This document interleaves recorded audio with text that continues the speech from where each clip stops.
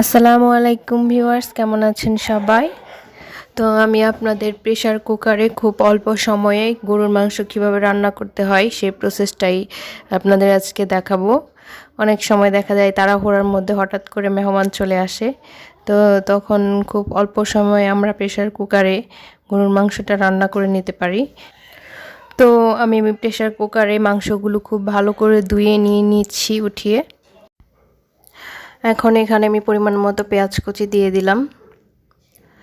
তো পেঁয়াজ কুচি দেওয়ার পরে এখানে যেহেতু আমার 1 কেজির মতো মাংস আছে, তো আমি 1 কাপের মতো পেঁয়াজ কুচি দিয়েছি, আর 1 টেবিল চামচ রসুন বাটা ও 1 টেবিল চামচ আদা বাটা দিয়ে দিচ্ছি আমি এখানে। এখন আমি পরিমাণ মতো এখানে লবণ অ্যাড করে দেব। লবণটা আপনারা আপনাদের পছন্দ মতো অ্যাড করবেন।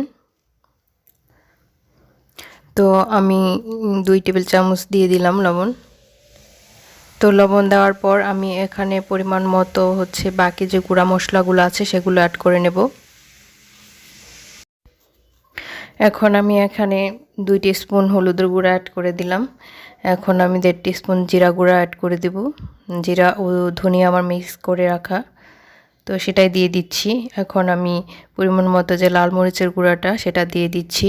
আপনারা আপনাদের পছন্দ মতো লাল মরিচের গুঁড়াটা দিয়ে দিবেন। আমি এখানে 3-4 টেবিল চামচ দিয়ে দিলাম লাল মরিচের গুঁড়াটা। তো এখন আমি পরিমাণ মতো তেল অ্যাড করে নেব। তো আমি এখানে 3-4 টেবিল চামচের মতো দিয়ে দিলাম তেলটা। আপনারা আপনাদের পছন্দ মতো দিবেন। আমার মাংসটাতে এমনি চর্বি ছিল অল্প একটু, তো এর জন্য তেলটা একটু পরিমাপ মতো দিতে হবে। তো এখন আমি চুলাটা ধরিয়ে দিব। ধরিয়ে দিয়ে আমি মাংসটা নাড়াচাড়া করতে থাকব এবং চুলার উপরেই কষিয়ে নেব। তো এটা এখনই ঢাকনাটা লাগাবো না প্রেসার কুকারের। মাংসটা ভালো করে কষানো হয়ে গেলে তারপরে আমি ঢাকনাটা অ্যাড করব।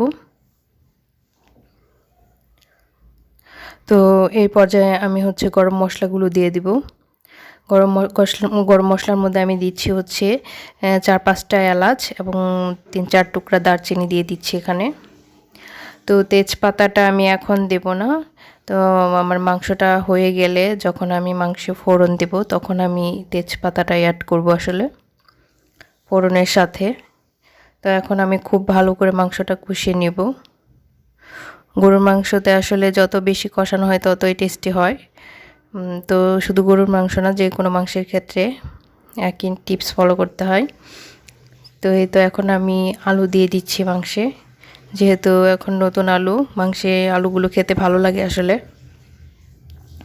তো আমি মাংসে আলু অ্যাড করে দিচ্ছি এবং আলুগুলোকে মাংসের সাথে ভালো করে মিশিয়ে কষিয়ে নিচ্ছি। তো আমি 4-5 মিনিটের মতো কষিয়ে নিয়েছি এটাকে। তো এই তো আমার কষানো মোটামুটি শেষ হয়ে এসেছে। এখন আমি ঝোলের পানি অ্যাড করে দিচ্ছি। ঝোলটা আপনারা আপনাদের পছন্দ মতো দেবেন, যেহেতু প্রেসার কুকারে হবে এটা, তো ঝোলের পরিমাণ একটু কম দিলেই ভালো হবে, কারণ এটা খুব তাড়াতাড়ি কুক হবে, 4-5 মিনিটের মধ্যে হয়ে যাবে। তো আমি এখন প্রেসার কুকারের ঢাকনাটা অ্যাড করে দেব। তো ঢাকনাটা অ্যাড করার পরে আমি এখানে 6 থেকে 7টা সিটি দিয়ে নেব। এটা আসলে আপনার মাংসের উপর ডিপেন্ড করে। মাংসটা যদি ভালো হয় তাহলে খুব তাড়াতাড়ি সিদ্ধ। তো এই তো আমার মাংসটা প্রায় কুক হয়ে গেছে, খুব সুন্দরভাবে সিদ্ধ হয়েছে, কারণ আমার মাংসটা ভালো ছিল। তো এই তো তেল উপরে উঠে গেছে, একদম মাংস কুক করা আমার হয়ে গেছে। তো দেখতেই পেলেন কত অল্প সময়ে আমার সব মিলিয়ে 10 মিনিটের মতো লেগেছে। তো এই যে আমি এখন ফোড়ন দিয়ে নিচ্ছি। ফোড়নে আমি তেজপাতা, অল্প একটু রসুন বাটা আর জিরা দিয়ে নিয়েছি। তো এখন আমি এটাকে ভালো করে ভেজে তারপর মাংসে অ্যাড করে দেব। এই তো আমি মাংসে ফোড়নটা অ্যাড করে দিয়েছি। দেখতেই পাচ্ছেন কত সুন্দর একটা কালার এসেছে মাংসে, দেখেই আসলে লোভনীয় মনে হচ্ছে। আর খুবই অল্প সময়ে, খুবই তাড়াতাড়ি চটজলদি আমরা এটা তৈরি করে নিতে পারবো। এখন যেহেতু সবাই ব্যস্ত থাকে, তো অল্প সময়ের মধ্যে আমরা এই মাংসটা রেডি করে নিতে পারবো। সবাই ভালো থাকবেন, সুস্থ থাকবেন, আর চ্যানেলটি সাবস্ক্রাইব করে পাশে থাকবেন। ধন্যবাদ। আসসালামু আলাইকুম।